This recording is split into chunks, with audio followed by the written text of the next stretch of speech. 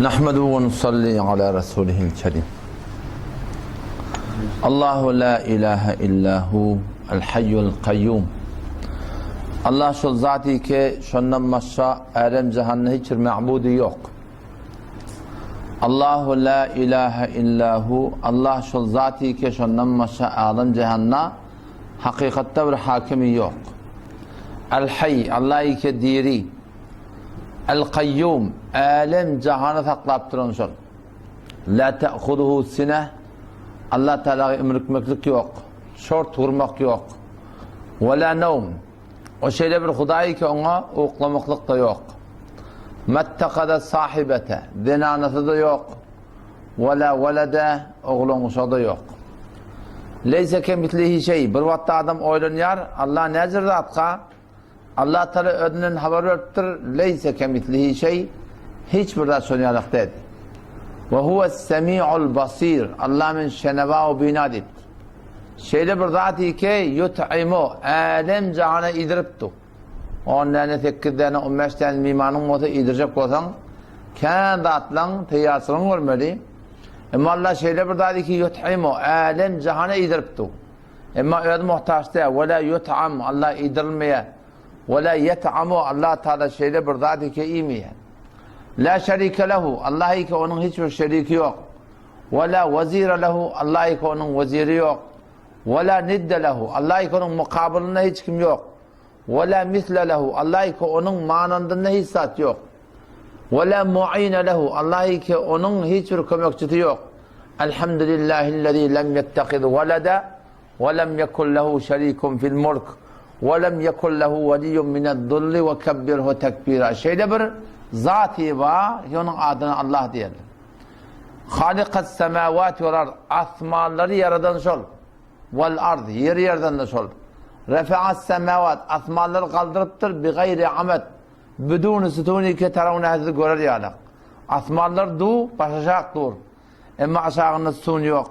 Şeyde bir kudretli Hudayı ki işler saklamaklıkta ve la yaudu hifzuhuma, ona hiçbir bıdatlar kıyınçılığı oklamaya. Şeyde bir ilmi var. Ma yekunu min nezve thelâtetin, üç ol kitlesen İlla huve rabi'uhum, Allah dördüncümüz. Ve la hamsetin, beş ol kitlesek İlla huve sadizimiz, Allah altıncımız. Ve la adna min dalik, sanımız bundan ad olsun. Ve la ekter minden kam olsun. Ve huve ma'ahum eynema kanu. Şol Allah bendeleri bilen her yerde bolsan.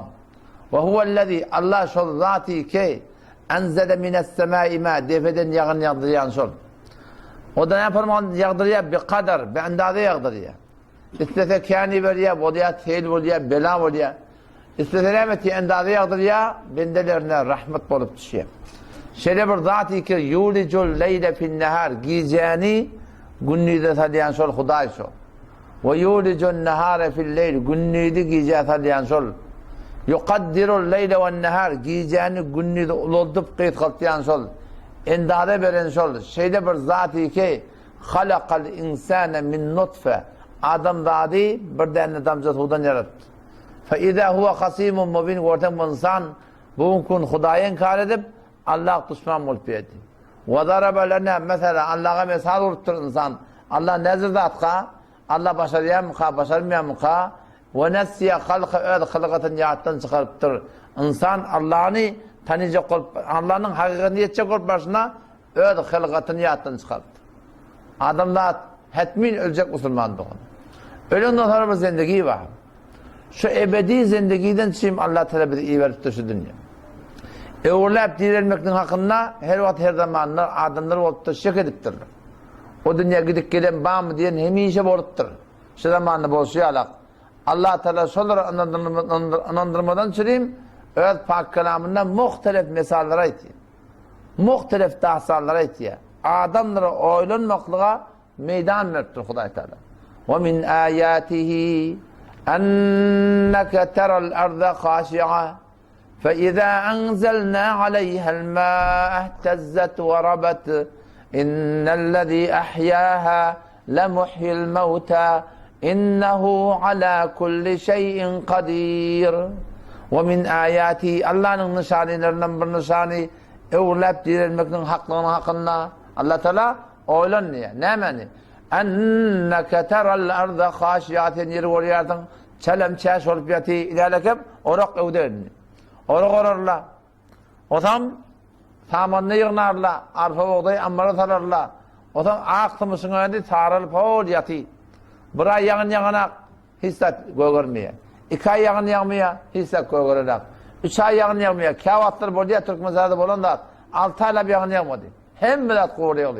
فَاِذَا اَنْزَلْنَا عَلَيْهَا الْمَاهِ الْوَاتِيكَ Bir de Allah diye Allah Teala defeden yağın yağdırıyat. Ne mi oluyor? اِهْتَزَّتْ وَرَبَتْ Kıymıllaya goyun açışya. Etekdeki yatan, ölüp yatan deneler şolar diyorlar diye. O zaman ne mi oluyor? İnnellezî yahyâhâ lemuhyil mevtâ Birçok şol Allah'ı ki ölüp yatan yer diriltiye, ölüp yatan yannak diriltiye, ölüp yatan karagan diriltiye, ölüp yatan alma bağı diriltiye, ölüp yatan nar bağı diriltiye. Şunu emredecek. Lemuhyil mevtâ Katten şol ölülerde diriltecek şerif. O zaman şu dayda Müslüman doğullum, hakiki insanın yaşayışı şundan süreyim. Ya eyyuhan nas ey adamlar, inne va'dallahi hak bişek Allah'ın vaadeti hak. Sizin önünde ölüm var, ölümden sonra dirilmeklik var. Ne mi dedi Allah? Kur'an'ın başından oturmalı mı? Yok. فَلَا تَغُرَنَّكُمُ الْحَيَاتُ الدُّنْيَا Sizin diye dünyasını anlamadın. İyeri, içeri, gayeri. Buna ışık görmekliğini şu dünyayı dedi anlamadın. Ahiretten siz gafil etmedin. وَلَا يَغُرَنَّكُمْ بِاللّٰهِ الْغَرُورِ Allah'ın şeytan sizi anlamadın. Eytem Müslüman akıyım, Huday Kerim akıyım, Huday Rahim akıyım deyip anlanamadı. En şu var akıyım buradan metro var şu var. Metrolar kendileri İran'la. İskay Katar başı kurganımızda. Şu İskay Katar, şu dünyanın küllüsü dünyanı tenmalahım İskay Katar hesap etsen, şol Katar'ın merk, bizim öyümünün her yerinin kapısına mı gelecek? O bir de hesap et şu var. Katar gelecek değilsin da. Katar'a da minmeli değilsin. Akıllı adam ol bir adam ki Katar gelmeyeke şu Katar'a gidilecek seferinden teyyarlığın olmadı. Onun Katar'ın üstünde zafilat yok. O tarafta bir kafe var, şu tarafta bir kupeti var. Şunun üstünde oturmalı tam maksada var yansan. İneyle kim Katar'ı merk, ölümün Katar'ı bütün ölümünün önüne gelip duracak. Şu gelmeden önce bir de teyyarlık görmektir gerek. Yerden, içeriden, yatardan, tururdan şunun teyyarlığı ne bilem oluyor? Amal bilem oluyor. Amal etmektir gerek. Namazda kaim durmak, namaz cemaate kaim durmak, hesaba kaim durmak, şerikata kaim durmaklık gerek.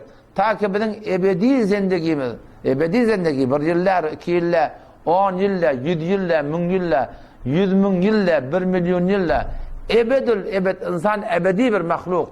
Hemişe yaşayacak. Şuna teyyarlık görmeli. O zaman şöyle Allah Teala nasihat veriyor.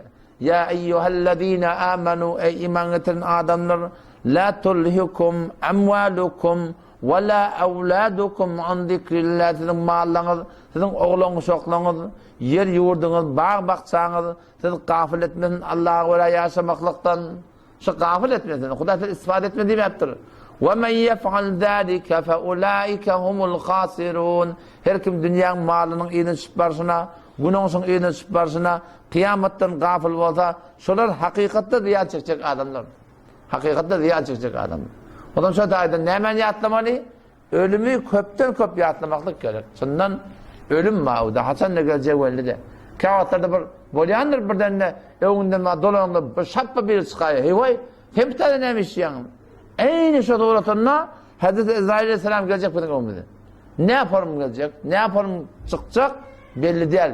O zaman şu ölümü sınırdan yatlamaklık gerek. Erkek adamlar kabirstanlara gitmeli, oturup fikretmesi da. Denarlar oturun yerine fikretmeli. Kabirstanlara varmaklığı denarlar icadı yok. O zaman şu taydan kara kıymet eğer o dünyamız olsa, Allah'ın da etmeklik olsa, şunun bereketini Allah Teala hem bir dünyamızda o dünyamızda ne edecek? Amal edecek inşallah Teala. Allah bize tevfik versin.